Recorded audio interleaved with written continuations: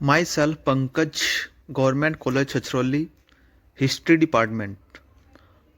आज का हमारा मुख्य विषय है मगध साम्राज्य का उत्थान और विकास।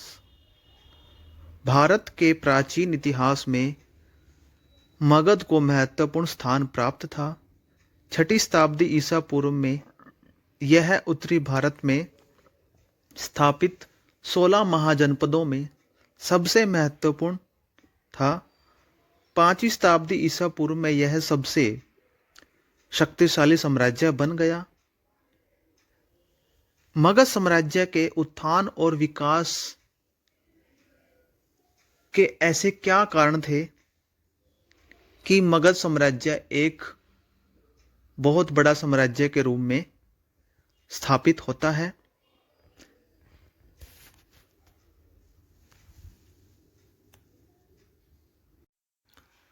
तो मगध साम्राज्य के उत्थान और विकास के निम्नलिखित कारण रहे हैं। सबसे पहला है मगध की भौगोलिक स्थिति।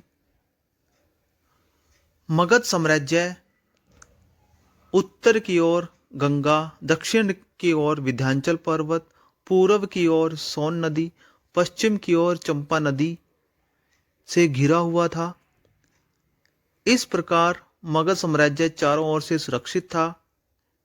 इसकी पहली राजधानी राजगृह है, जो 5 पर्वतों की एक श्रृंखला द्वारा घिरी हुई थी। इसी तरह इसकी दूसरी राजधानी पाटलिपुत्र, जो 5वीं शताब्दी ईसा पूर्व में इसकी राजधानी बनती है, वह मगध के केंद्र तथा गंगा, गंडक और सोन नदियों के संगम पर स्थित थी। तो इस प्रकार कहें तो मगध के शासकों को कभी भी अपने शत्रुओं के आक्रमण की चिंता नहीं रहती थी। वे हमेशा साम्राज्य विस्तार की ओर ध्यान देते थे।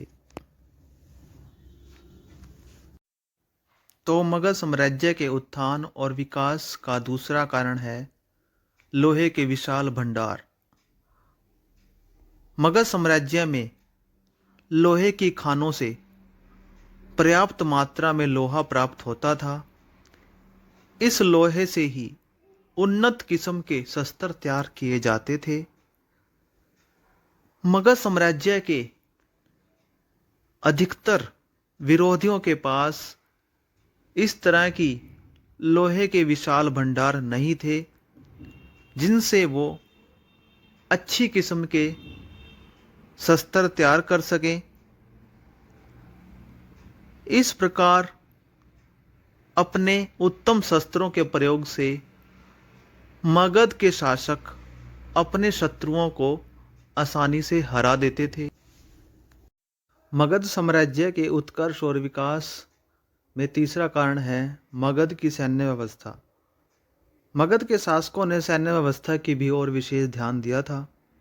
मगध के शासकों ने अपने सेना में हाथियों को बड़े पैमाने पर शामिल किया था।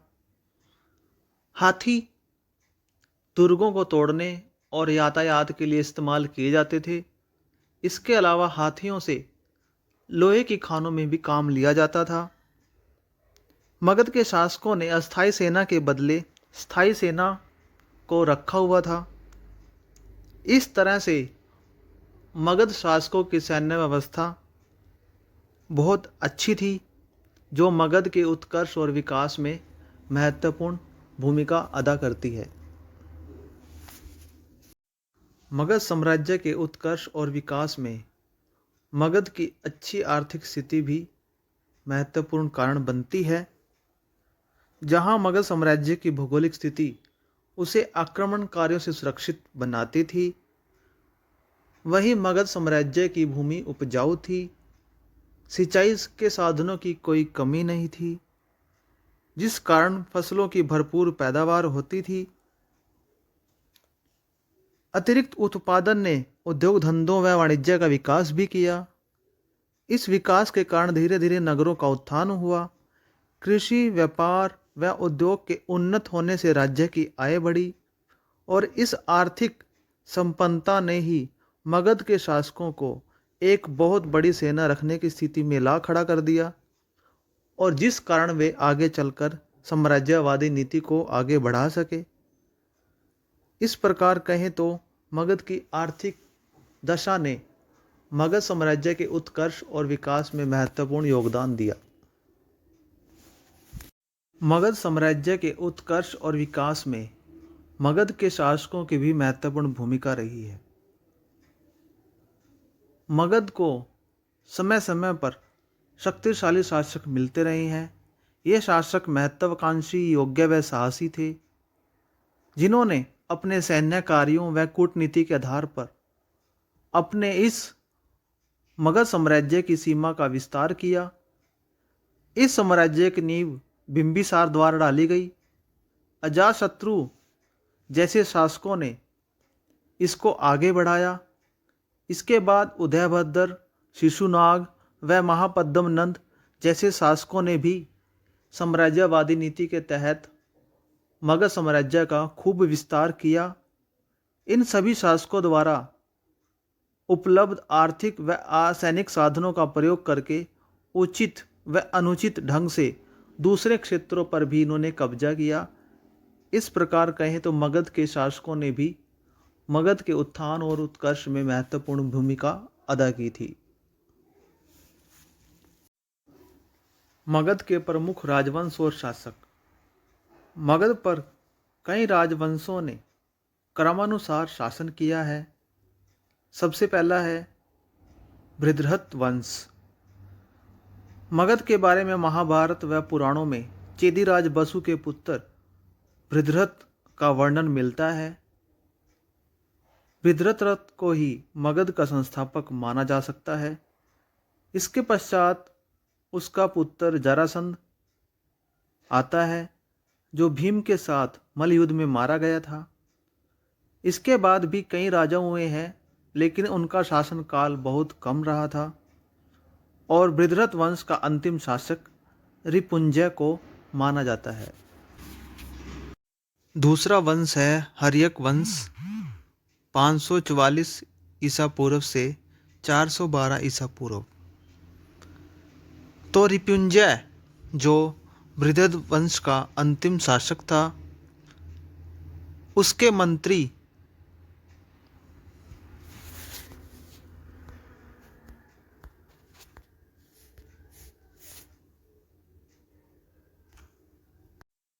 दूसरा वंश है हर्यक वंश। 544 ईसा पूर्व से 412 ईसा पूर्व तक।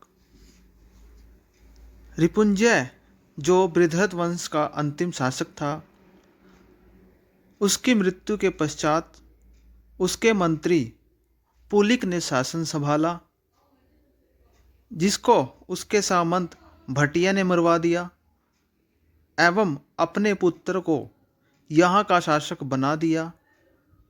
यही व्यक्ति बिंबिसार था, जिसने 544 ईसा पूर्व में अपने पिता के सहयोग से गद्दी प्राप्त की और हर्यक वंश की स्थापना की।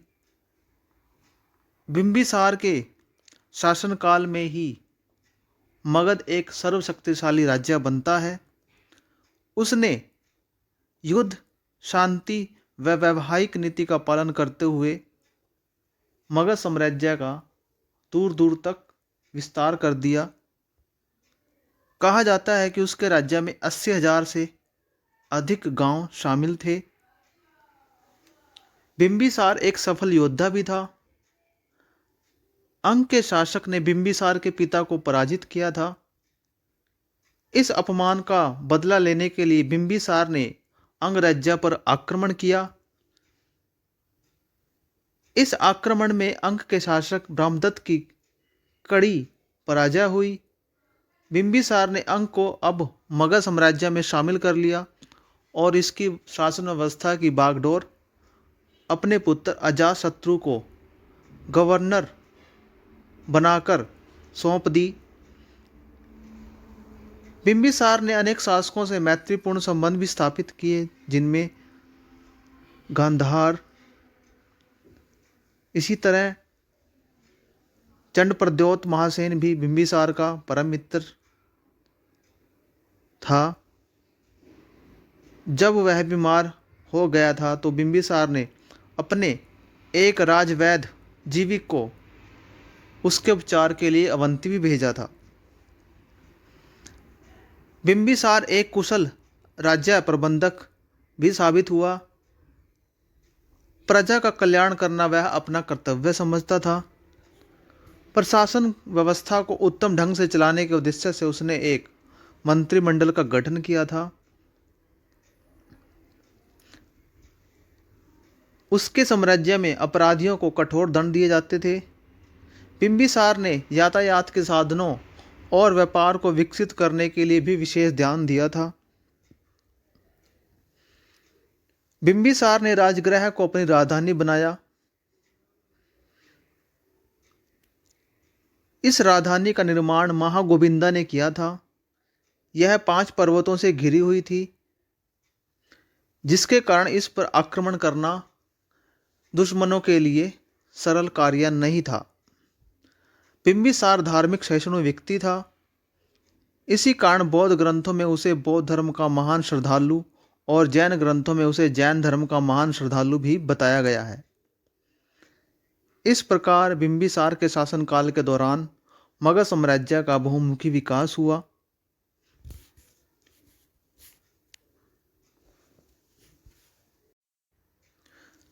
अजातशत्रु अपने पिता बिंबिसार की हत्या करके 492 ईसा पूर्व में मगध के सिंहासन पर बैठता है और 460 ईसा पूर्व तक शासन करता है। वह भी अपने पिता की तरह एक शक्तिशाली शासक था। अजातशत्रु को सर्वप्रथम कौशल के राजा प्रसेनजीत के साथ युद्ध करना पड़ा। इस युद्ध का कारण काशी था। यह प्रदेश प्रसेनजीत ने अपनी बहन कौशल देवी को दहेज के रूप में मगध के शासक बिंबिसार को दिया था। बिंबिसार की मृत्यु के बाद कौशल देवी का भी जल्दी देहांत हो जाता है। प्रसेनजीत उन दोनों की मृत्यु का उत्तरदायी अजातशत्रु को ही मानता था। इसीलिए उसने काशी के प्रदेश को वापस ले लेने की घोषणा की। क्योंकि मगध साम्राज्य को काशी से 1 लाख रुपए की आय उस समय होती थी, इसीलिए अजातशत्रु इसे सहन न कर पाया।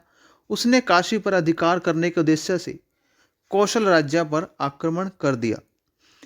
इन दोनों के बीच में यह युद्ध लंबे समय तक चला।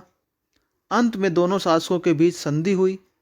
इस संधि के अनुसार प्रसेनजीत ने अपनी पुत्री वजीरा की शादी अजातशत्रु से कर दी और उसे काशी का प्रदेश भी लौटा दिया। अजातशत्रु की सबसे महत्वपूर्ण सफलता वैशाली के लिच्छवियों को पराजित करना थी। इस समय लिच्छवी बहुत शक्तिशाली थे। इस युद्ध के लिए अजातशत्रु ने यह बहाना लगाया कि लिच्छवियों ने अजातशत्रु के विरुद्ध कौशल राज्य की सहायता की थी। तो दोनों के बीच यह युद्ध लगभग 16 वर्षों तक चलता है। इस युद्ध को विजित करने के उद्देश्य से अजातशत्रु ने अपनी सेना को अधिक शक्तिशाली बनाया तथा गंगा एवं सोन नदियों के संगम पर पाटलिपुत्र नामक एक नगर भी बसा दिया। इसे पूर्णतः किलाबंद उसने किया। इसके अलावा उसके 2 मंत्री लिच्छवियों में फूट डालने में भी सफल हो जाते हैं। इन प्रयत्नों से अजातशत्रु लिच्छवियों को पराजित करने में सफल हो जाता है। इस भव्य विजय के कारण जहां मगध साम्राज्य में बहुत विस्तार होता है, वहीं अजातशत्रु के गौरव और सम्मान में बहुत वृद्धि होती है। अजातशत्रु भी अपने पिता की तरह अपने धार्मिक विचारों में बहुत उदार था। उसने बौद्ध मत और जैन मत दोनों को खूब संरक्षण प्रदान किया। अजातशत्रु ने 487 ईसा पूर्व में राजगृहों में बौद्धों की प्रथम सभा बुलाई थी। 460 ईसा पूर्व में अजातशत्रु की मृत्यु हो जाती है। 460 ईसा पूर्व में अजातशत्रु की मृत्यु के बाद उसका उत्तराधिकारी पुत्र उदयन मगध के सिंहासन पर बैठता है। उसने 460 ईसा पूर्व से लेकर 444 ईसा पूर्व तक मगध साम्राज्य पर शासन किया। उसने राजगृह के स्थान पर पाटलिपुत्र को अपने साम्राज्य की राजधानी बनाया। इसका कारण था कि पाटलिपुत्र मगध साम्राज्य के बीच में स्थित थी, जो सुरक्षित थी। उदयन के बाद अनिरुद्ध, मुंड और नागदाशक उसके उत्तराधिकारी थे। वो बारी बारी से सिंहासन पर बैठे, लेकिन ये सभी निकम्मे और अयोग्य निकले। शिशुनाग वंश। दीप वंश और महावंश के अनुसार शिशुनाग ने नागदाशक की हत्या करके शिशुनाग वंश की स्थापना की। 412 ईस्वी में वह सिंहासन पर बैठता है। उसने वैशाली को कुछ समय के लिए मगध साम्राज्य की राजधानी भी बनाया। उसकी सबसे महत्वपूर्ण सफलताओं में अवंती के शासक चंडप्रद्योत को पराजित करना था। इसके अलावा उसने वश और कौशल के शासकों को भी पराजित किया और पराजित करके उनके साम्राज्य को मगध साम्राज्य में मिला लिया। अब मगध साम्राज्य की सीमाएं दूर दूर तक फैल गई थी।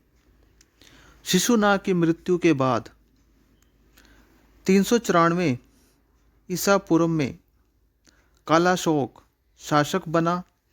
इसने वैशाली की बजाय अपनी गतिविधियों का केंद्र दोबारा पाटलिपुत्र को बनाया। इसने दूसरी बौद्ध सभा का भी आयोजन किया। कालाशोक के बाद भद्रसेन, कौंडवर्ण, जालिक, अभाक, संजम, कौरण्य, नंदीवर्धन आदि ने 22 वर्षों तक शासन किया।